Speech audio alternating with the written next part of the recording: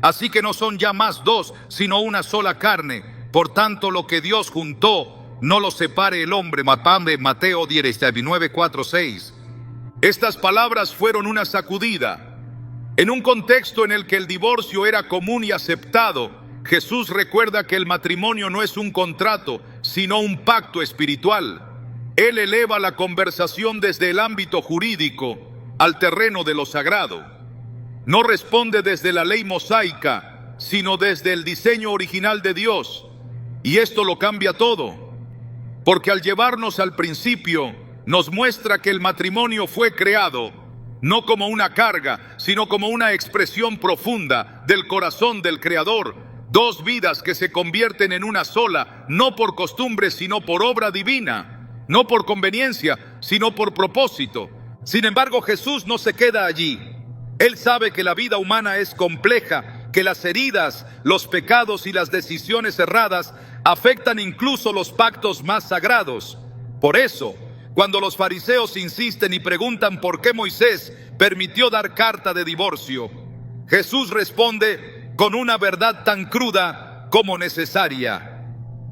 Por la dureza de vuestro corazón, Moisés os permitió repudiar a vuestras mujeres, mas al principio no fue así. Mateo 19, 8. Aquí Jesús revela algo crucial. Dios nunca planeó el divorcio. No estaba en su diseño original. Pero por la dureza del corazón humano, por nuestra inclinación al egoísmo, a la traición y al pecado, se permitió una salida. No porque fuera lo ideal, sino porque era necesario proteger al inocente y limitar el daño. En esa respuesta se esconde una de las revelaciones más conmovedoras del carácter de Dios. Él no es un legislador frío que impone normas inflexibles. Es un Padre que conoce nuestras debilidades y que aún en medio del caos busca maneras de traer orden, restauración y justicia. Jesús no habla del divorcio para condenar, sino para traer luz. Su intención no es aplastar al que ha fallado, sino redirigirlo al corazón de Dios. Esto es algo que muchos no han entendido. Han tomado estas palabras como sentencia, cuando en realidad son una oportunidad para volver al diseño divino con humildad y obediencia. Es importante comprender que Jesús no solo ofrecía normas, sino que mostraba un camino. Y ese camino siempre está marcado por la verdad y la gracia. En Juan 1:14 se nos dice que Jesús vino lleno de gracia y de verdad, no una sin la otra, no verdad sin compasión, ni gracia sin dirección. En su enseñanza sobre el divorcio vemos exactamente ese equilibrio. Él no aprueba la frivolidad ni la rebeldía, pero tampoco cierra la puerta a quien ha sido quebrado. Esta es la esencia del Evangelio. Un Dios que llama al arrepentimiento, pero que también extiende su mano al caído. Cuando Jesús termina de hablar en Mateo 19, sus discípulos quedan asombrados. Le dicen: si así es la condición del hombre con su mujer, no conviene casarse. ¿Qué tan radical debieron sonar sus palabras para que incluso sus seguidores más cercanos se sintieran abrumados? Esto demuestra que Jesús no estaba suavizando el estándar divino. Él estaba restaurando su santidad, pero al mismo tiempo dejaba abierta la puerta para que aquellos que realmente desean vivir bajo la voluntad de Dios puedan encontrar redención y una nueva dirección. En muchos contextos religiosos, hablar del divorcio y del nuevo matrimonio se convierte en un terreno minado. Hay quienes afirman con dureza que todo segundo matrimonio es adulterio. Hay otros que predican una gracia desarraigada de la verdad. Pero Jesús nunca enseñó extremos. Su palabra es precisa.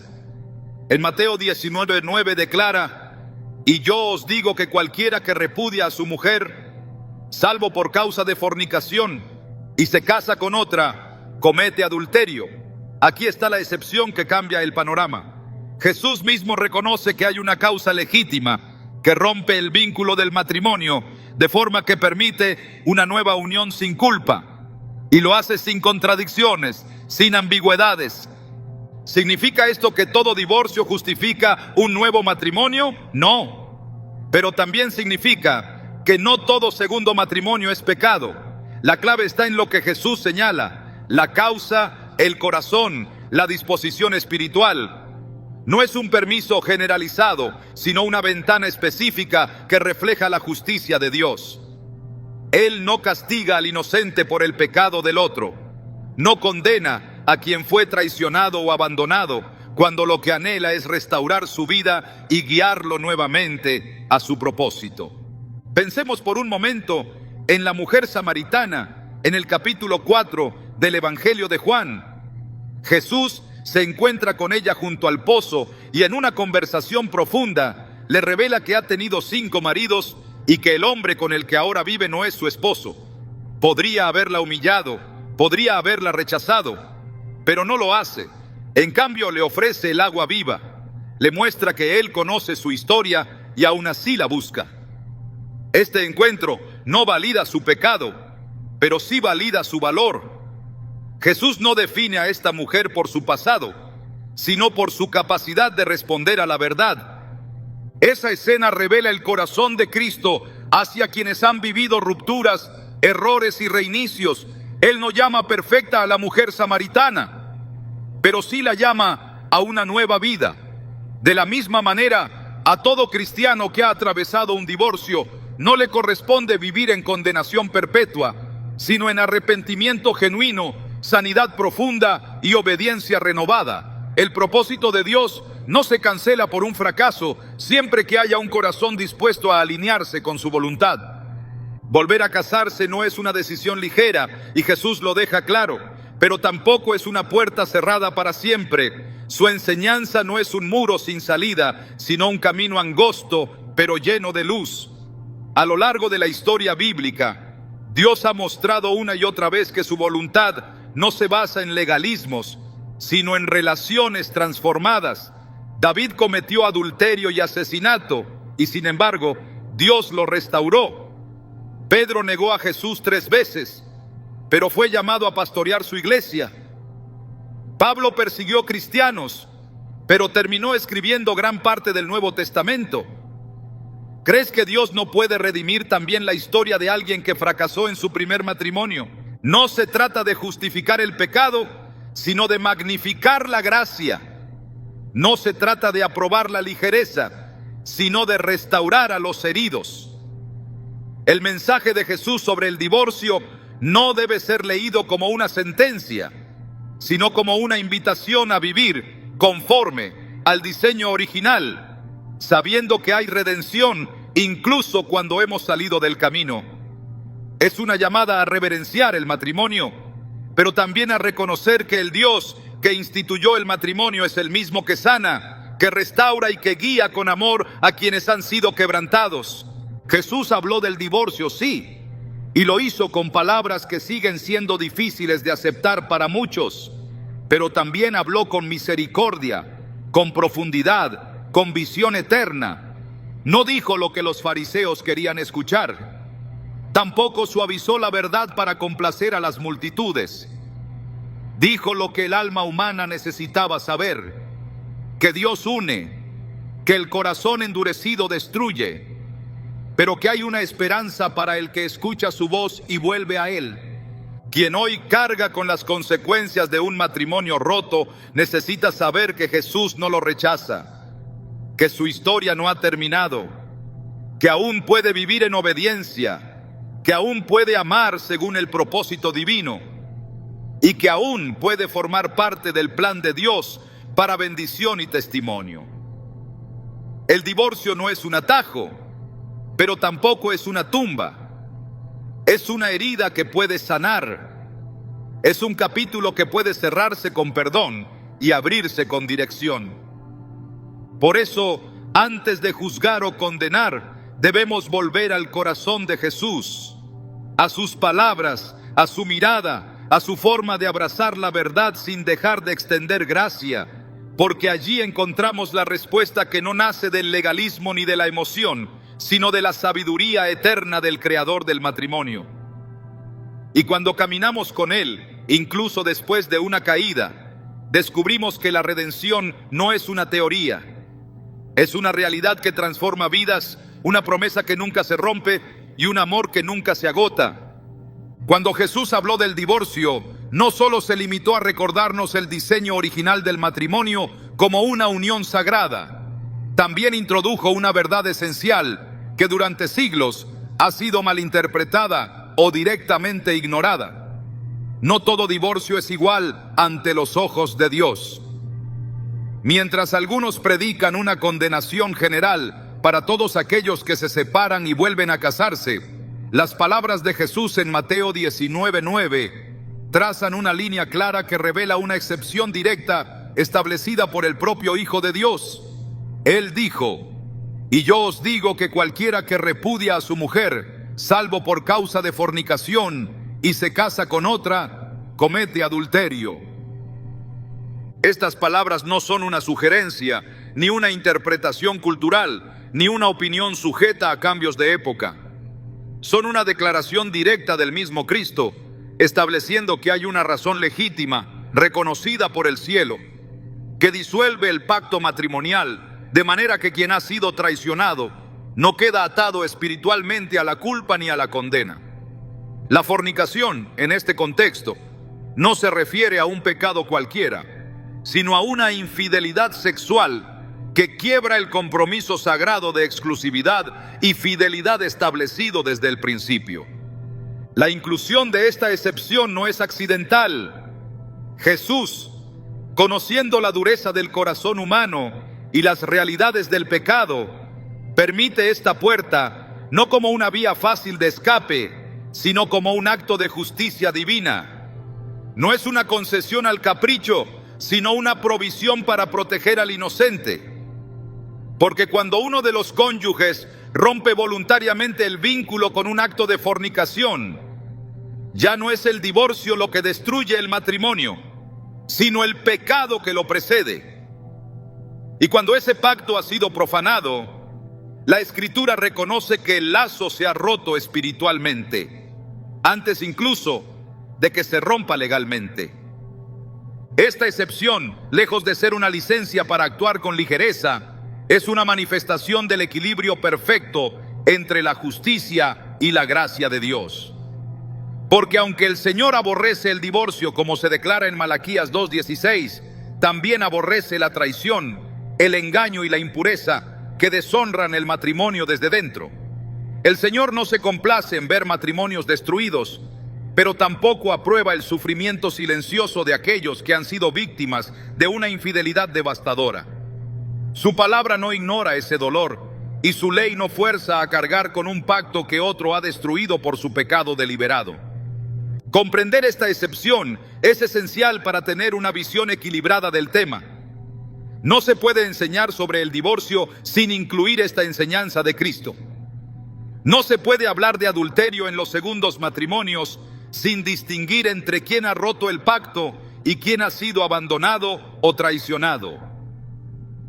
La doctrina bíblica no es un conjunto de reglas rígidas desconectadas del amor y la verdad. Es una expresión del corazón de Dios, que es justo en sus juicios y compasivo en sus caminos. Negar la excepción establecida por Jesús es distorsionar su mensaje y cargar sobre el oprimido una culpa que el cielo no le impone. En Deuteronomio 24:1-4 encontramos la base legal del antiguo pacto sobre el divorcio. Aunque en ese tiempo se permitía dar carta de repudio por diversas causas, Jesús confrontó esa permisividad al recordar que no era así desde el principio. Pero incluso dentro de la ley mosaica, el principio de proteger al inocente y regular el daño ya estaba presente. Dios no dejaba sin defensa al agraviado. Y aunque la ley no era perfecta, contenía sombras de justicia que Jesús vendría a cumplir y perfeccionar. Al establecer la excepción de la fornicación, Cristo no está contradiciendo la ley, sino revelando el corazón original de Dios detrás de ella. Un Dios que no permite que el inocente lleve el castigo del culpable. Algunos han argumentado que esta excepción fue solo para el contexto judío, o que solo aplica durante el compromiso previo al matrimonio, pero tales interpretaciones no resisten el peso del texto. Jesús habla claramente de la relación entre esposo y esposa. Él se refiere al vínculo matrimonial ya establecido. Y cuando dice que quien repudia a su mujer, salvo por causa de fornicación, y se casa con otra, comete adulterio, está reconociendo que fuera de esa causa específica, el segundo matrimonio sería una violación del pacto anterior, pero dentro de esa causa, el nuevo matrimonio no lleva esa carga. La excepción entonces no es una excusa, es una línea trazada por el propio Cristo para distinguir entre lo que es pecado y lo que es justicia. Esta enseñanza se refuerza con el principio de responsabilidad personal que encontramos en toda la Escritura. En Ezequiel 18:20 leemos: el alma que pecare, esa morirá. El hijo no llevará el pecado del padre, ni el padre llevará el pecado del hijo. La justicia del justo será sobre él, y la impiedad del impío será sobre él. Dios no transfiere culpa entre personas. Cada uno es responsable por sus propios actos. De la misma manera, quien ha sido fiel dentro del matrimonio, pero ha sido traicionado por la infidelidad del otro, no queda atado eternamente a la consecuencia de ese pecado. No hay condenación para quien ha actuado conforme a la verdad. El Dios justo no exige al inocente que cargue con una cadena que él mismo ha declarado rota. Este principio no es nuevo. En todo el Antiguo Testamento, Dios se presenta como defensor de los agraviados. Él escucha el clamor de la viuda, del huérfano, del justo que sufre injusticia. En Proverbios 17:15 se nos advierte: el que justifica al impío y el que condena al justo, ambos son igualmente abominación a Jehová. Aplicar esto al tema del divorcio y del nuevo matrimonio es esencial, porque declarar culpable a quien ha sido víctima es, según este versículo, una abominación delante de Dios. Y es justamente eso lo que ocurre cuando se niega la excepción que Jesús estableció. Se coloca bajo juicio al inocente y se lo obliga a vivir con la carga de un pecado que no ha cometido. En Romanos 7, Pablo habla de la ley del matrimonio y del vínculo que existe entre el hombre y la mujer. Dice que la mujer casada está ligada por la ley al marido mientras éste vive, pero que si el marido muere, ella queda libre para casarse con otro. Algunos toman este pasaje para afirmar que solo la muerte libera del pacto.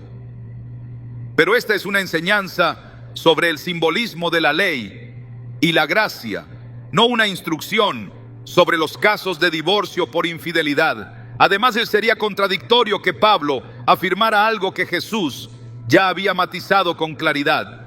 Cristo es la autoridad máxima, y cuando Él introduce una excepción, esa excepción se convierte en una revelación superior. Pablo nunca contradice a Jesús. Su enseñanza se alinea con el mismo principio de justicia que Jesús expresó, que hay circunstancias en las que el pacto queda roto no por decisión humana, sino por el pecado que lo profanó. Negar esta verdad es negar el carácter de Dios, porque Dios es un Dios de orden, pero también de restauración.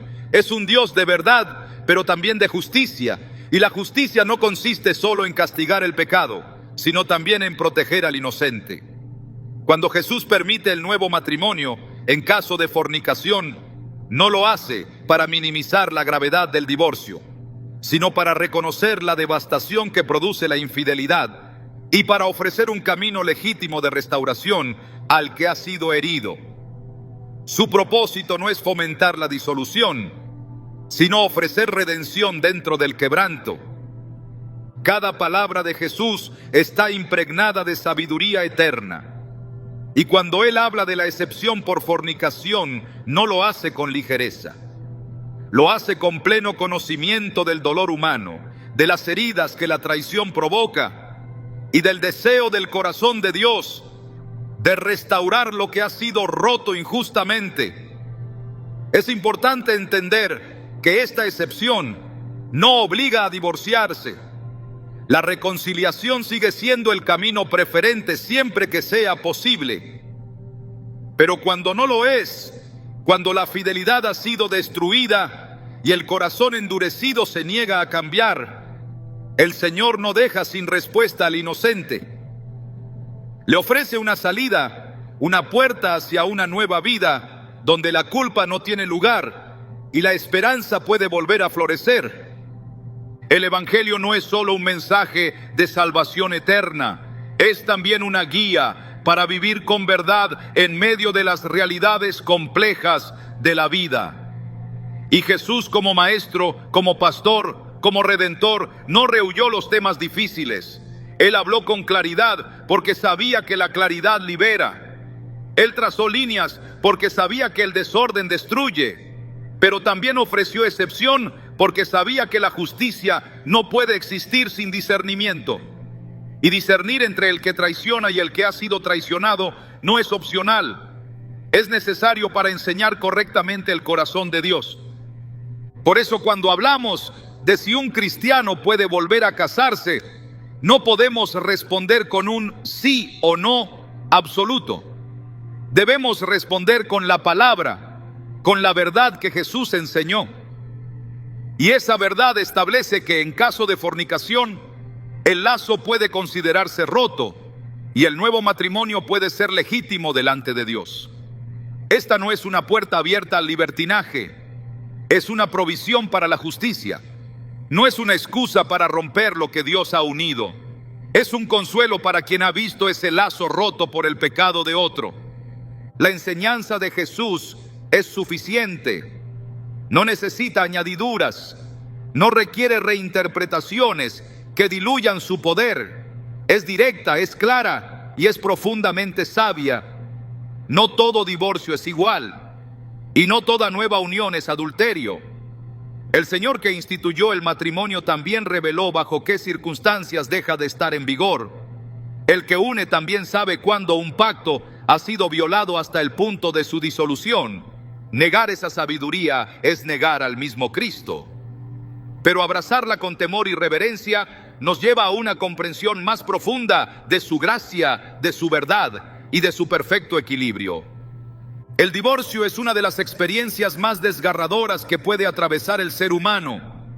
Es una fractura que no solo divide hogares, sino que también penetra hasta lo más profundo del alma, dejando marcas que a simple vista parecen irreparables.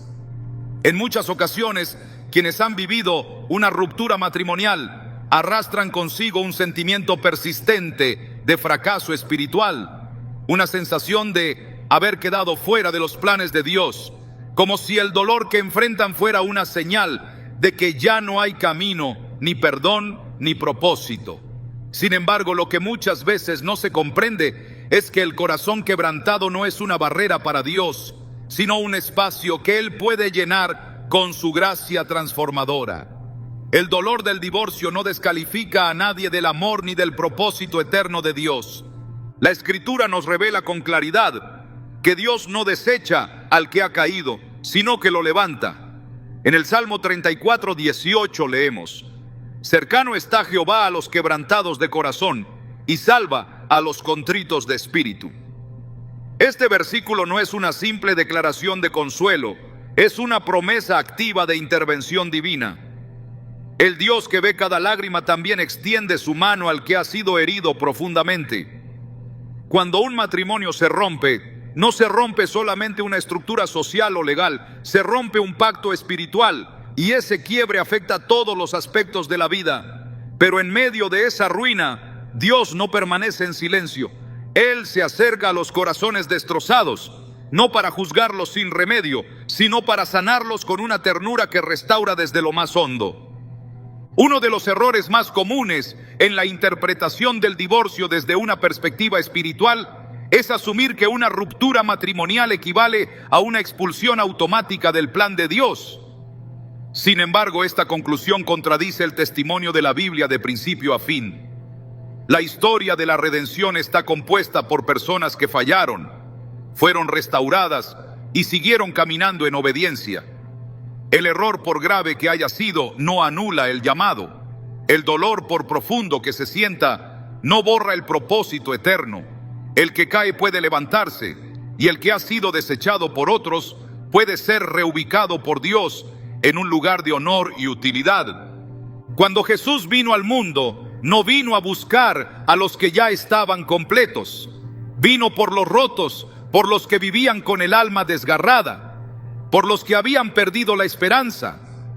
En Lucas 4:18, leyendo las palabras del profeta Isaías, declaró: El Espíritu del Señor está sobre mí, por cuanto me ha ungido para dar buenas nuevas a los pobres, me ha enviado a sanar a los quebrantados de corazón. Él no vino a imponer cargas, sino a levantarlas. No vino a condenar al herido, sino a vendar sus heridas. Este es el fundamento del Evangelio, es el núcleo del mensaje de salvación, es la respuesta de Dios a una humanidad marcada por el pecado y sus consecuencias. El divorcio, aunque no fue parte del diseño original de Dios, no es un territorio en el que su gracia no pueda entrar. De hecho, allí donde el alma está más rota, el amor de Dios puede manifestarse con más poder. La restauración no comienza cuando todo está en orden, sino precisamente cuando todo parece estar perdido.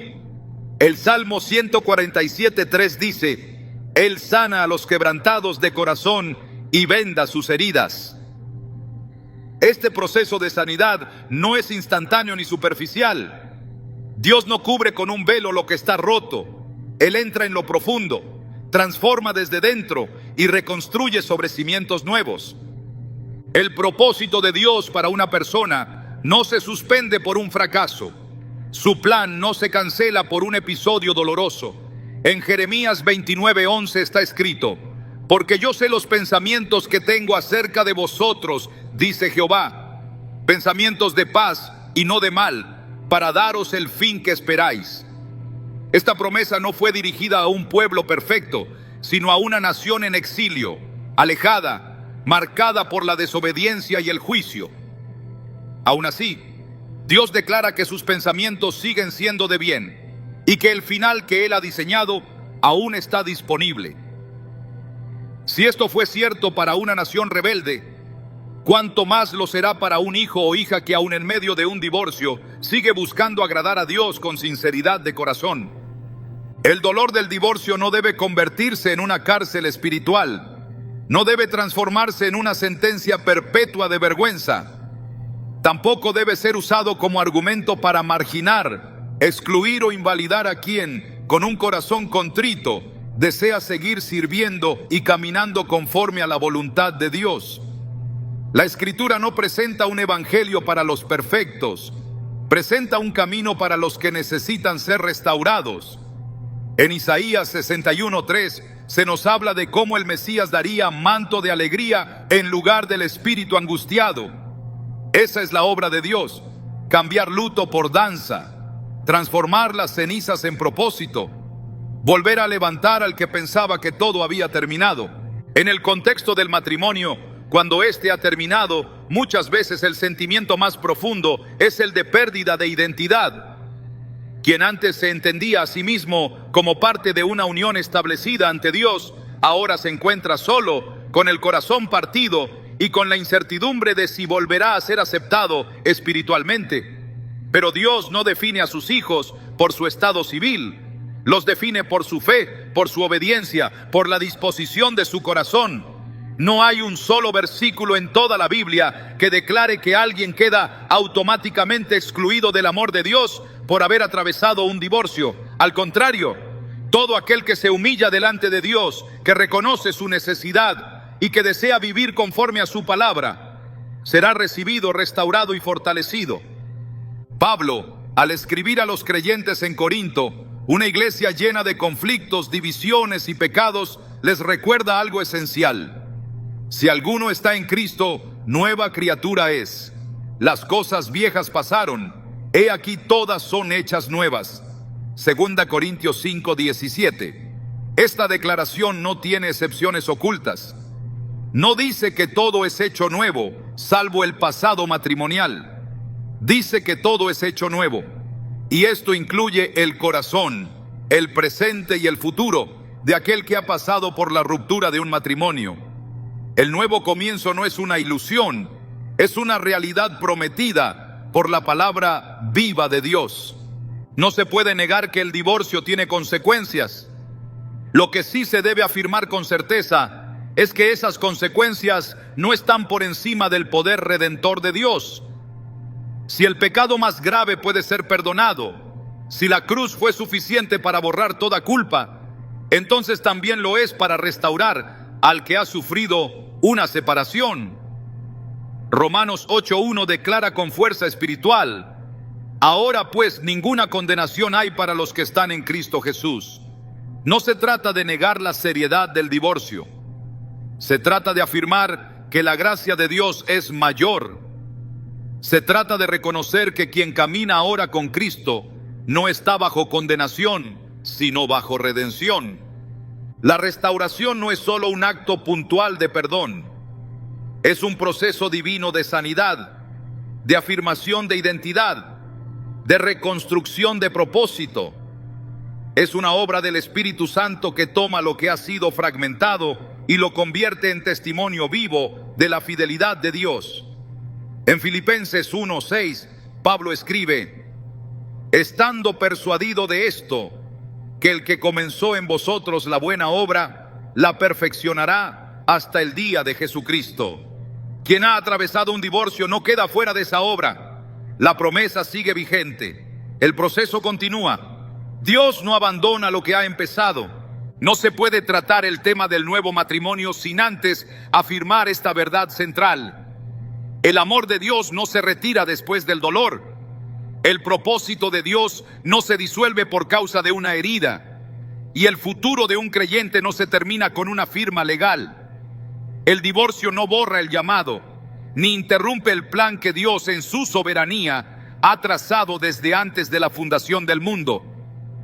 Efesios 2:10 declara: porque somos hechura suya, creados en Cristo Jesús para buenas obras, las cuales Dios preparó de antemano para que anduviésemos en ellas.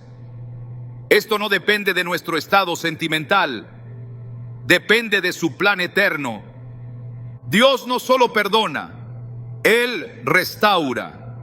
Y quien ha pasado por el valle de lágrimas, que implica el divorcio, puede levantarse con la fuerza del Espíritu para volver a caminar en propósito, con un corazón renovado. No es el pasado lo que define a los hijos de Dios, es la obediencia presente y la fe que los impulsa hacia adelante. El que ha sido quebrado no debe quedar paralizado, debe ser afirmado, sostenido, guiado, porque el Dios que permitió que el matrimonio fuera una unión sagrada, también es el Dios que acoge al que ha sido herido, que consuela al que ha sido abandonado, que fortalece al que fue desechado y que lo incorpora nuevamente en su obra con una gracia que no tiene sombra de duda. El divorcio no es el final, no lo fue para Dios, no lo es para los que le buscan. La historia que Él escribe con cada vida no se interrumpe con el dolor, sino que muchas veces toma un nuevo rumbo donde su gloria puede manifestarse con más poder. El corazón que ha sido roto y vuelto a unir por la mano de Dios es testimonio vivo de su fidelidad. Es allí, en medio del quebranto, donde el amor eterno se revela con más claridad. Es allí donde el propósito encuentra un nuevo resplandor. Y es allí donde el que creyó haberlo perdido todo, descubre que todavía es amado, llamado y útil en las manos del Creador. El alma humana tiende a generalizar. En su intento por simplificar lo complejo, a menudo convierte los principios espirituales en sentencias inflexibles, ignorando que Dios no trabaja con fórmulas, sino con corazones. Por eso, cuando se habla del tema del nuevo matrimonio después del divorcio, muchos han caído en el error de encasillar toda situación en un solo juicio, declarando que todo segundo matrimonio es adulterio, sin discernir la diferencia entre rebelión y obediencia, entre persistencia en el pecado y deseo genuino de restauración. Pero Dios no juzga por apariencias. Él escudriña lo más profundo del ser, y es desde esa perspectiva que hay que acercarse a esta pregunta tan delicada. ¿Es siempre pecado volver a casarse? La respuesta, como la palabra misma lo enseña, no puede ser una declaración cerrada que ignore las realidades espirituales que rodean a cada individuo, porque el pecado no se define únicamente por la acción externa, sino por la intención del corazón y la alineación con la voluntad de Dios. Jesús mismo lo dejó claro cuando enseñó que el adulterio no comienza en el acto, sino en el pensamiento. Por eso, hablar del nuevo matrimonio sin considerar el estado del alma, la obediencia, el arrepentimiento y la búsqueda de la verdad, es reducir la enseñanza de Cristo a una caricatura que no representa su justicia ni su gracia. La Escritura es clara en cuanto a la santidad del matrimonio. En Hebreos 13:4 se afirma: honroso sea en todos el matrimonio, y el lecho sin mancilla, pero a los fornicarios y a los adúlteros los juzgará Dios. Este versículo no declara que todo segundo matrimonio sea deshonroso, sino que lo que Dios juzga es la impureza, la traición, la deshonestidad que pervierte lo que fue creado como sagrado. Y esa impureza no siempre está en el hecho de volver a unirse, sino en las motivaciones, en el desprecio por la verdad, en la falta de humildad ante Dios. No se puede usar la verdad de Dios como arma para condenar sin discernimiento. Eso no es justicia, es legalismo. Jesús condenó con dureza esa actitud en los fariseos. Les dijo: ay de vosotros, escribas y fariseos, hipócritas, porque dais el diezmo de la menta y del eneldo y del comino, y dejáis lo más importante de la ley, la justicia, la misericordia y la fe. Mateo 23:23. La justicia que procede de Dios no consiste en aplicar reglas sin corazón, sino en reconocer la verdad con compasión, con discernimiento, con la guía del Espíritu. La misericordia no anula la verdad, pero la verdad sin misericordia no refleja a Cristo. Volver a casarse no es automáticamente pecado si el nuevo vínculo nace del arrepentimiento, de un deseo profundo de hacer las cosas correctamente, y si hay libertad bíblica para ello. El error comienza cuando el corazón actúa con dureza, cuando se ignoran las advertencias de Dios, cuando se persigue un nuevo comienzo como una excusa para seguir en rebelión. Pero cuando un alma ha sido quebrantada, cuando se ha examinado a sí misma delante del Señor, cuando se ha buscado la dirección de la palabra y del Espíritu y se encuentra paz para avanzar, ese paso no puede considerarse un acto impío, porque la impiedad es persistir en el mal con orgullo, no reconstruir con reverencia bajo la guía del Señor. En 1 Samuel 16:7, Dios le dice a Samuel: el hombre mira lo que está delante de sus ojos, pero Jehová mira el corazón. Esta declaración debe guiar cada juicio espiritual que se haga sobre este tema. Porque nadie conoce las luchas, las lágrimas, las noches de oración, el proceso de rendición que ha vivido quien se encuentra ante la posibilidad de un nuevo matrimonio. Nadie ve las batallas internas, el anhelo de restaurar lo perdido, la búsqueda genuina de una segunda oportunidad, no para satisfacer un deseo humano, sino para caminar en santidad. Solo Dios puede juzgar si ese nuevo vínculo es un acto de obediencia o de autosuficiencia. La confusión surge cuando se intenta aplicar de forma general lo que debe ser discernido espiritualmente. El pasaje de Mateo 19:9 ha sido citado miles de veces con un tono de sentencia absoluta. Pero al leerlo con detenimiento, se observa que Jesús hace una distinción. Y yo os digo que cualquiera que repudia a su mujer, salvo por causa de fornicación, y se casa con otra, comete adulterio.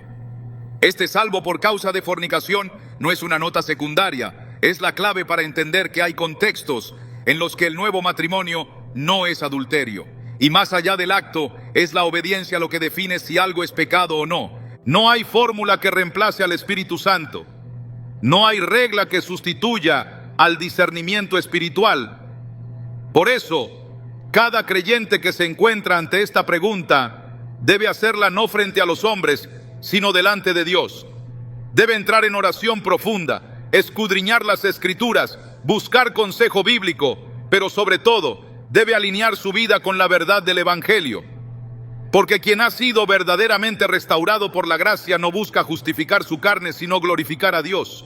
No actúa por impulso, sino por dirección. Y si en ese proceso hay paz, confirmación, fruto de obediencia, entonces no hay condenación, porque el que camina en la luz no tiene de qué avergonzarse. Pablo enseña en Romanos 14, 22, 23. Bienaventurado el que no se condena a sí mismo en lo que aprueba, pero el que duda si come es condenado porque no lo hace con fe, y todo lo que no proviene de fe es pecado. Este principio también aplica al nuevo matrimonio. No se trata de si otros lo aprueban o no, sino de si uno puede dar ese paso con fe, con certeza espiritual, con una conciencia limpia delante de Dios. Porque lo que se hace con fe, en obediencia, no puede ser llamado pecado si el Señor lo aprueba. Pero lo que se hace con duda, con resistencia a la corrección del Espíritu, aunque parezca correcto ante los hombres, no es aceptable ante Dios. Muchos han vivido atados por el temor, no por el pecado. Han cargado con la inseguridad de no saber si dar un nuevo paso los alejaría de Dios. Pero el temor no es el lenguaje del reino. En 2 Timoteo 1:7 se nos recuerda que Dios no nos ha dado espíritu de cobardía, sino de poder, de amor y de dominio propio. Eso no significa que se deba actuar con ligereza, pero sí que no se debe permanecer paralizado por miedo a equivocarse si se ha buscado a Dios con sinceridad. Porque el temor que no nace de la reverencia, sino de la confusión, no proviene de Dios. Y el Espíritu Santo es fiel para guiar al creyente en cada decisión, aun en aquellas que otros podrían malinterpretar. No es el qué, sino el por qué. No es el acto externo, sino la motivación interna. No es la apariencia, sino la raíz espiritual, lo que define la naturaleza de una acción delante del cielo. Un nuevo matrimonio puede ser una expresión de rebeldía, pero también puede ser una manifestación de restauración. Puede nacer del orgullo, pero también del quebranto. Puede ser fruto del engaño, pero también resultado de una búsqueda profunda de redención. La diferencia no está en el hecho, sino en el corazón. Y ese corazón solo Dios lo conoce, lo pesa, lo purifica. Cuando Jesús restauró vidas, nunca lo hizo a medias. Cuando tocaba un alma, la transformaba por completo. Y cuando una persona se acerca a Él, rota por dentro, deseando comenzar de nuevo, su gracia no se detiene ante un historial de errores. Lo que Él mira es la disposición, la humildad, la obediencia. En Juan 8, cuando enfrentó a la mujer acusada de adulterio, no la condenó, pero tampoco la dejó en la oscuridad. Le dijo: vete y no peques más. Este es el equilibrio perfecto, la gracia que no niega la verdad que no borra la posibilidad de gracia.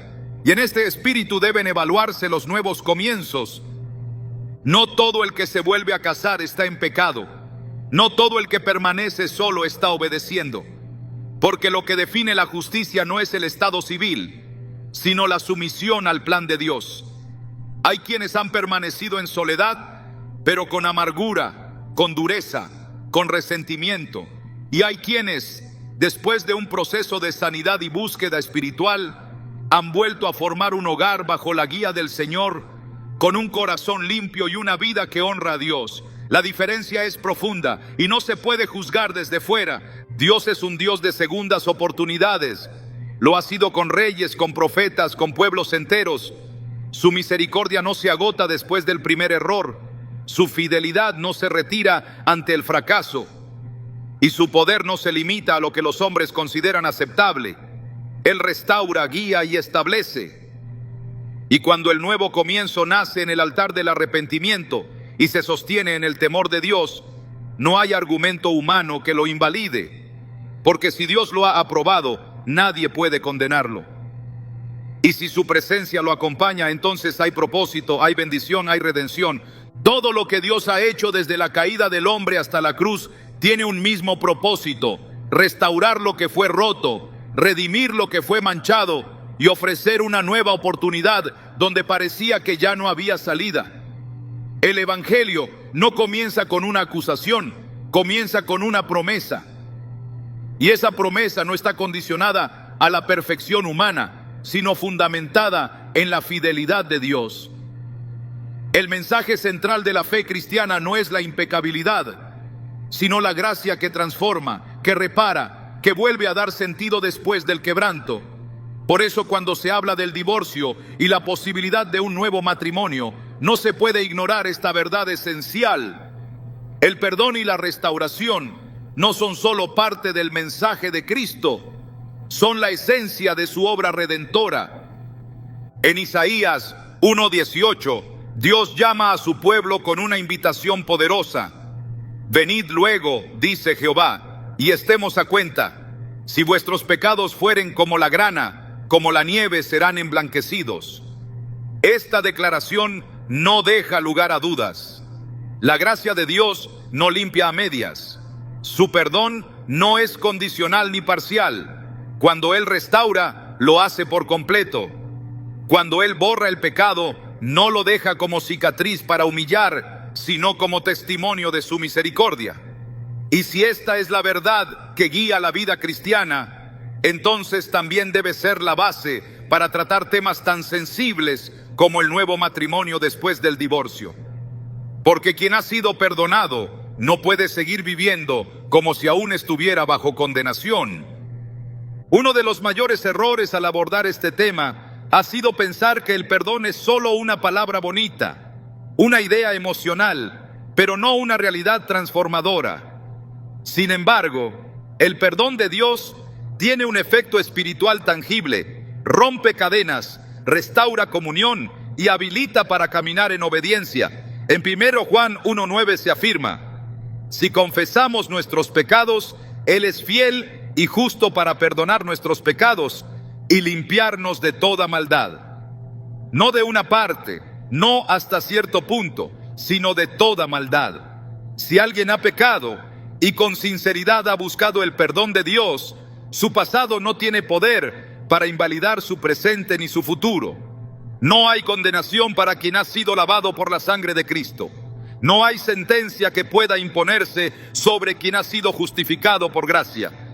El nuevo matrimonio, cuando nace desde una posición de arrepentimiento, no es una continuación del error, sino una manifestación de restauración.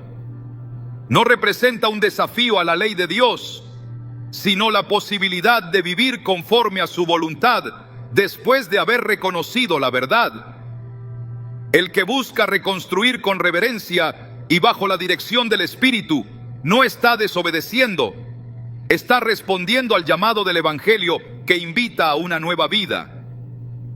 Pablo, escribiendo a los Gálatas, dijo: si alguno fuere sorprendido en alguna falta, vosotros que sois espirituales, restauradle con espíritu de mansedumbre. Gálatas 6:1. Este mandato no es solo para las faltas menores, es una instrucción general para tratar con aquellos que han caído. Restaurar, no rechazar; levantar, no hundir más. Este es el espíritu que debe guiar toda interpretación bíblica sobre el regreso a una relación bajo la cobertura de Dios. La cruz no fue erigida para los que nunca fallan. Fue levantada para los que fallan y desean volver a levantarse. El sacrificio de Jesús no fue una medida simbólica, fue una transacción eterna, donde el justo pagó por los injustos y donde el amor cubrió multitudes de pecados. En Romanos 5:20, el apóstol Pablo escribió: pero donde abundó el pecado, sobreabundó la gracia. Esta verdad no exalta el pecado, pero sí exalta la obra del Salvador. No niega la gravedad del error, pero muestra que la misericordia de Dios siempre es mayor. Por lo tanto, el alma que ha vivido el fracaso de un matrimonio, pero ha encontrado en Cristo una nueva dirección, no puede ser vista como desechada, sino como restaurada. Cada paso hacia la restauración requiere humildad. No es un proceso automático ni superficial, pero es un camino real, disponible, ofrecido por el mismo Dios que dijo: no he venido a llamar a justos, sino a pecadores al arrepentimiento. Lucas 5:32. En ese llamado no hay limitaciones. No hay excepciones basadas en el tipo de pecado. Hay una oferta abierta para comenzar de nuevo, para dejar atrás lo que quedó atrás y avanzar hacia lo que está por delante, como enseña Filipenses 3, 13, 14. El perdón de Dios no es una licencia para pecar, es una oportunidad para vivir en santidad desde la restauración. Un nuevo matrimonio no tiene que ser una continuación de una historia de dolor. Puede ser el comienzo de una vida construida en la verdad, en la obediencia, en la madurez que nace del quebranto sanado. La clave está en no esconder el pasado, sino en entregarlo a los pies de Cristo, en no repetir errores, sino en permitir que el Espíritu Santo dirija cada decisión. Dios no se glorifica en la caída, pero sí se glorifica en la restauración. Él no aprueba el pecado, pero se deleita en mostrar su poder al redimir al pecador. El Evangelio no es una teoría moral, es una realidad viva donde la tumba vacía prueba que lo imposible para el hombre es posible para Dios. El que ha sido perdonado debe vivir como perdonado, no con culpa, no con vergüenza perpetua, sino con la firmeza de quien ha sido justificado no por sus méritos, sino por la obra de la cruz. En Efesios 1:7 se declara: en quien tenemos redención por su sangre, el perdón de pecados según las riquezas de su gracia. Esa redención no se aplica parcialmente, se aplica por completo. Y si Dios perdona, entonces también restaura. Y si restaura, entonces también habilita para vivir conforme a su propósito. No es el error el que define a una persona, es la respuesta al llamado de Dios lo que determina su destino. La voluntad de Dios no se manifiesta en la superficie de las cosas, sino en la profundidad de un corazón alineado con su verdad. Por eso no basta con que un nuevo matrimonio sea posible bíblicamente, es necesario que sea aprobado espiritualmente. Un pacto sellado por Dios no se fundamenta en el deseo humano, sino en la obediencia, en la claridad de conciencia, en la comunión con la palabra. No todo lo que es permitido es provechoso, no todo lo que es lícito edifica. Pero cuando un nuevo comienzo nace en la verdad y es sostenido en la obediencia, entonces puede formar parte del plan de Dios. La restauración genuina no busca repetir lo que se perdió, sino caminar conforme a un nuevo orden establecido por el Espíritu. En Proverbios 3, 5, 6 se nos instruye con firmeza: confía en Jehová con todo tu corazón y no te apoyes en tu propia prudencia. Reconócelo en todos tus caminos y Él enderezará tus veredas. Este principio aplica con absoluta claridad a quienes contemplan un nuevo matrimonio. No se trata de rehacer una historia por capricho, sino de permitir que el Señor dirija los pasos hacia una unión que refleje su carácter. Una relación establecida bajo su guía no será perfecta, pero sí tendrá cimientos espirituales que la harán firme en medio de cualquier circunstancia. La obediencia es el sello de una vida rendida. Y es precisamente esa obediencia lo que distingue un nuevo comienzo, según Dios, de un intento humano por remediar el pasado. Cuando hay oración sincera, dirección confirmada por la Escritura, fruto espiritual y paz profunda, se evidencia que el Señor está guiando. En esos casos, no hay culpa que permanezca ni temor que gobierne. En lugar de condenación, hay propósito. En lugar de duda, hay convicción. En lugar de juicio, hay testimonio. La verdad no se impone, se revela, y cuando la luz de Cristo alumbra el camino hacia una nueva unión, no queda lugar para la oscuridad del pasado. Lo que ha sido perdonado ha sido limpiado. Lo que ha sido restaurado puede ser usado por Dios. En el diseño divino, el nuevo matrimonio no es un recurso de segunda categoría, sino una herramienta para glorificar a Dios cuando ha nacido de su voluntad y no de la insistencia humana. Un hogar que comienza desde la obediencia y se construye con verdad no solo honra a Dios, sino que también da testimonio de que su gracia no tiene límites y su propósito no se cancela por el fracaso. Cuando Él edifica la casa, nada puede derribarla. Cuando Jesús habló sobre el matrimonio, no lo hizo solo para regular nuestras relaciones terrenales, sino para revelarnos una verdad más profunda: que todo pacto entre dos seres humanos es una sombra de un pacto eterno entre Dios y su pueblo. El matrimonio no es simplemente una unión emocional o legal, es una figura viva del amor inquebrantable de Cristo por su iglesia. Por eso, entender si un cristiano puede volver a casarse no es solo una cuestión de teología moral, sino de restaurar el símbolo de un Dios que no abandona, que reconstruye, que vuelve a llamar a la puerta del corazón aún después de la ruina. Detrás de cada decisión que se toma en este tema, hay una pregunta más grande que debe ser respondida: ¿qué imagen de Dios estamos reflejando? Porque la forma en que tratamos el perdón, la restauración y la posibilidad de una nueva unión no solo afecta a la persona involucrada, también afecta el testimonio que damos de quién es Dios realmente. Si presentamos a un Dios que nunca da segundas oportunidades, distorsionamos el mensaje del Evangelio. Si retratamos a un Dios que minimiza la santidad, caemos en error.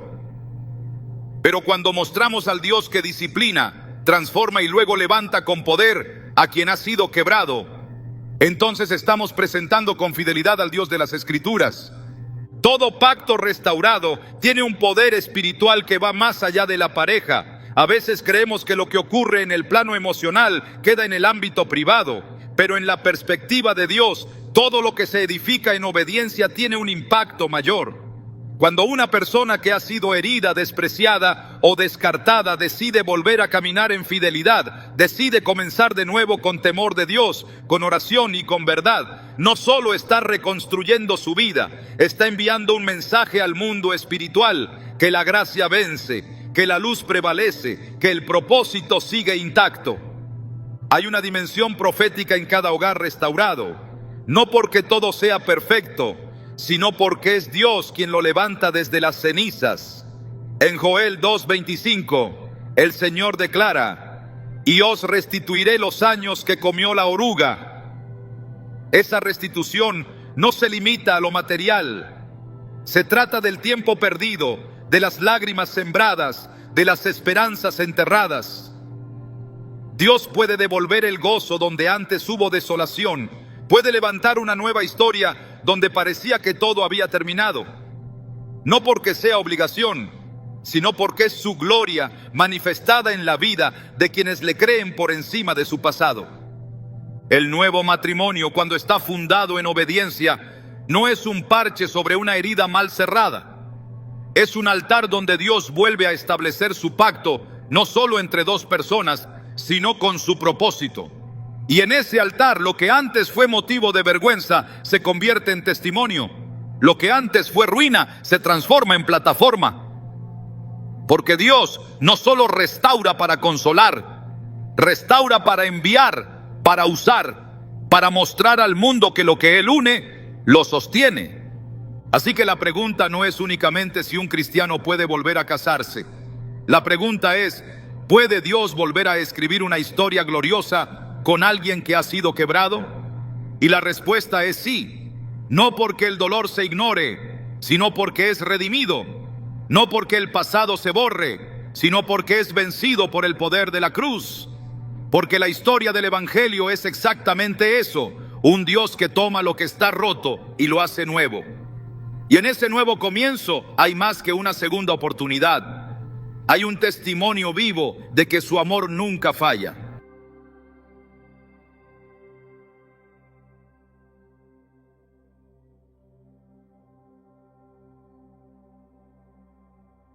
¿Y no hará? ¿Habló y no lo ejecutará? Dios no cambia de parecer. Si Él ha dado su palabra, Él la cumplirá. El problema es que muchas personas se rinden antes de tiempo. Dejan de creer, dejan de orar, dejan de esperar porque sienten que la respuesta nunca llegará. Pero quiero que guardes esto en tu corazón: la espera no significa que Dios ha cancelado su promesa. El hecho de que aún no lo veas no quiere decir que Dios ha dicho que no. Que otros hayan recibido antes que tú no significa que Dios se ha olvidado de ti. Que haya pasado mucho tiempo no significa que la promesa ha caducado. Dios es fiel y lo que Él ha determinado para tu vida sigue reservado con tu nombre. La estrategia del enemigo es hacerte pensar que has perdido tu bendición. Satanás no puede quitarte lo que Dios te ha dado, pero sí puede desanimarte para que renuncies antes de recibirlo. ¿Cómo lo hace? Susurrando mentiras a tu mente, haciéndote creer que no eres lo suficientemente bueno, comparándote con otros y sembrando la idea de que las oportunidades ya se han agotado para ti. Te cansa con la espera, te roba la paz, te llena de incertidumbre. Quiere hacerte pensar que lo mejor ya pasó. Pero la palabra de Dios nos dice en Juan 10:10, el ladrón no viene sino para hurtar y matar y destruir. Yo he venido para que tengan vida y para que la tengan en abundancia. Dios no quiere que vivas en desesperanza. No quiere que creas que el tiempo se acabó. Quiere que sepas que tu bendición sigue en camino. ¿Estás listo para recibir lo que Dios ha prometido para tu vida? Si Dios te ha prometido algo, no necesita el permiso de nadie para cumplirlo. No requiere que las condiciones sean ideales. No espera que todo esté bajo control. Apocalipsis 3:8 dice: He aquí, he puesto delante de ti una puerta abierta, la cual nadie puede cerrar. La puerta que Dios ha abierto para ti sigue abierta. Pero hay algo que debes hacer: creer. Dios quiere ver tu fe activa. Quiere que sigas confiando, sigas orando, sigas esperando. Hoy es el día para renovar tu confianza en Dios. Da un paso de fe. Declara que la bendición que Dios te ha prometido ya es tuya. Si crees que Dios ya está obrando, exprésalo con tus palabras. Hebreos 11:1 nos enseña: es pues la fe la certeza de lo que se espera, la convicción de lo que no se ve. Escribe en los comentarios: nada ni nadie me quitará lo que Dios tiene para mí. Cuando declaras fe, el enemigo pierde terreno. Cuando proclamas la verdad de Dios, las mentiras del diablo se desmoronan. Cuando decides confiar, la bendición se acerca más rápido de lo que imaginas. Isaías 43:13 dice: aun antes que hubiera día, yo era, y no hay quien de mi mano libre. Lo que hago yo, ¿quién lo estorbará? Nadie puede impedir lo que Dios ha determinado para tu vida. En este mensaje compartiré contigo verdades bíblicas que fortalecerán tu fe y te ayudarán a mantenerte firme mientras esperas el cumplimiento de la promesa de Dios. Descubrirás cómo identificar las estrategias del enemigo que buscan hacerte dudar.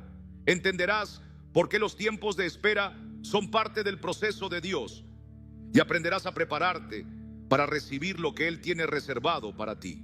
También escucharás testimonios reales que demuestran que Dios nunca falla. Quédate hasta el final, porque en los próximos minutos recibirás principios poderosos para reclamar lo que Dios ha reservado para ti.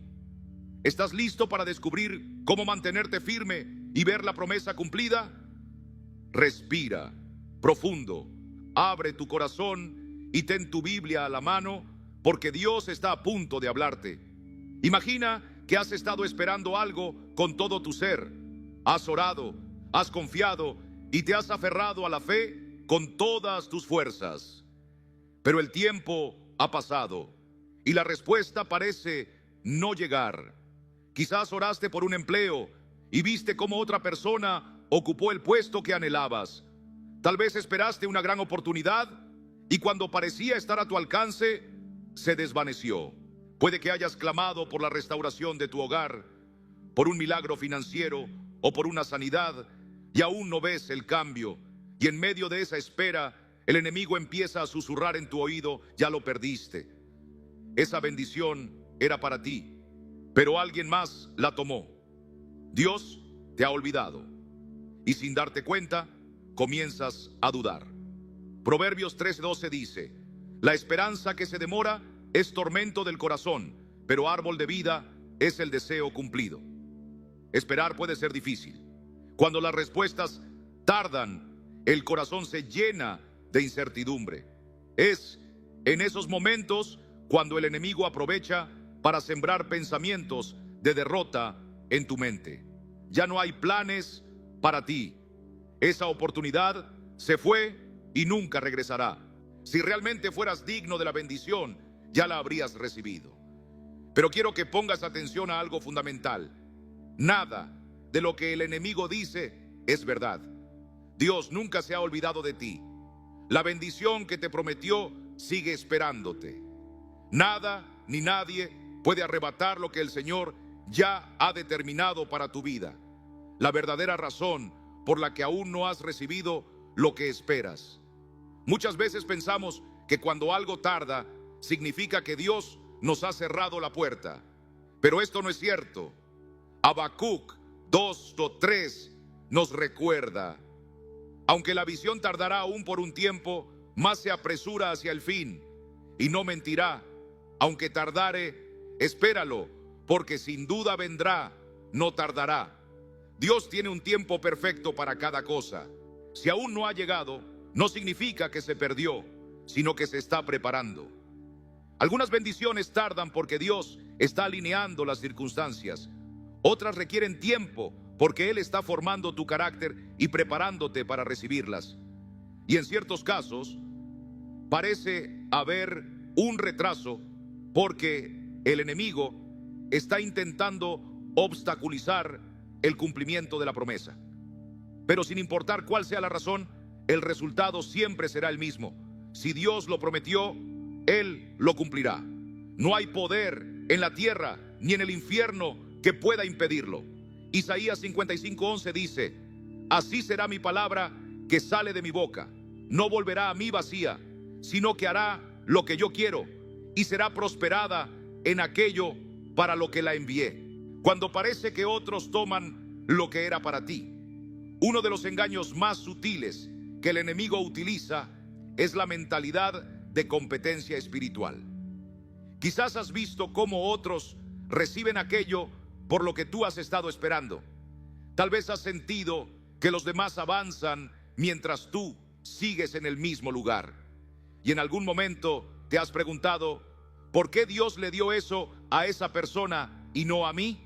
Pero escucha bien, Salmo 75:6-7 nos dice: porque ni de oriente, ni de occidente, ni del desierto viene el enaltecimiento. Mas Dios es el juez. A este humilla y a aquel enaltece. Dios no se equivoca en sus tiempos ni en sus decisiones. La bendición de otro no significa tu pérdida. El éxito de alguien más no quiere decir que Dios te ha olvidado. Que alguien reciba antes que tú no significa que tú no recibirás.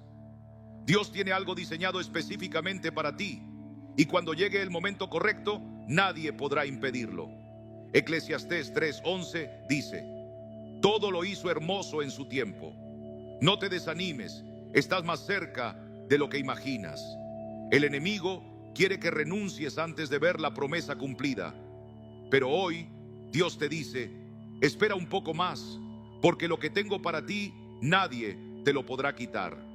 Tal vez has sentido que algo se perdió. Tal vez pensaste que la oportunidad ya se fue. Tal vez creíste que era demasiado tarde. Pero escucha bien, Dios es experto en restaurar lo que parecía perdido. Joel 2:25 nos recuerda: os restituiré los años que comió la oruga, el saltón, el revoltón y la langosta. Dios no solo cumplirá lo que te prometió, sino que lo hará con abundancia. No temas, no te preocupes. Dios no ha terminado contigo. ¿Qué debes hacer ahora? Si sientes en tu corazón que este mensaje es para ti, quiero invitarte a hacer 3 cosas. Escribe en los comentarios: lo que Dios tiene para mí, nadie me lo quitará. Isaías 41:10 nos dice: no temas, porque yo estoy contigo. No desmayes, porque yo soy tu Dios que te esfuerzo. Siempre te ayudaré, siempre te sustentaré con la diestra de mi justicia. La bendición que Dios ha preparado para ti sigue estando apartada con tu nombre. Permanece firme, porque en los próximos minutos descubriremos cómo reclamar lo que por la gracia de Dios ya es tuyo. Quédate hasta el final, porque lo mejor está por venir. Ahora que hemos comprendido que nadie puede quitar lo que Dios ha prometido para nuestra vida, es el momento de respaldar esta verdad con la palabra de Dios. Isaías 14:27 declara: porque Jehová de los ejércitos lo ha determinado, ¿y quién lo impedirá? Y su mano extendida, ¿quién la hará retroceder? Cuando Dios decide bendecirte, ningún poder, ni humano ni espiritual, puede interponerse. Si Él ha escrito tu historia, ningún hombre puede cambiar el desenlace. Si ha determinado un propósito para tu vida, ninguna barrera podrá anularlo. Si ha declarado bendición sobre ti, ninguna circunstancia podrá impedir su cumplimiento. Pero aquí es donde muchos se desalientan. Cuando la bendición no llega de inmediato, cuando la puerta parece cerrada, cuando otros avanzan y nosotros seguimos esperando, la duda comienza a surgir. El enemigo usa la espera para sembrar incertidumbre y desánimo. Pero la Biblia es clara: lo que Dios promete, lo cumple. Números 23:219 nos recuerda: Dios no es hombre para que mienta, ni hijo de hombre para que se arrepienta. Él dijo, ¿y no hará? ¿Habló y no lo ejecutará? Dios no cambia de parecer. Si Él ha declarado algo para ti, eso se cumplirá. Sin embargo, muchas veces apartamos la vista de Dios y la fijamos en las circunstancias o en las personas. Pero nadie puede arrebatarte lo que Dios ha dispuesto para tu vida. Las Escrituras están llenas de ejemplos de personas que parecían haber perdido su bendición, pero Dios, en su fidelidad, cumplió su promesa. José fue vendido como esclavo por sus propios hermanos. Moisés fue rechazado por su pueblo. David fue perseguido por Saúl, quien trató de matarlo. Job perdió todo en un solo día. Desde una perspectiva humana, parecía que habían sido despojados de sus bendiciones. Pero Salmos 33:11 nos dice: el consejo de Jehová permanecerá para siempre, los pensamientos de su corazón por todas las generaciones. Lo que Dios ha diseñado para ti no lo puede cambiar el tiempo, ni las circunstancias, ni las fuerzas del enemigo. Veamos el caso de José. Dios le dio un sueño donde lo veía gobernando, pero lo que vino después fue una serie de pruebas. Fue traicionado, vendido como esclavo, acusado falsamente y encarcelado.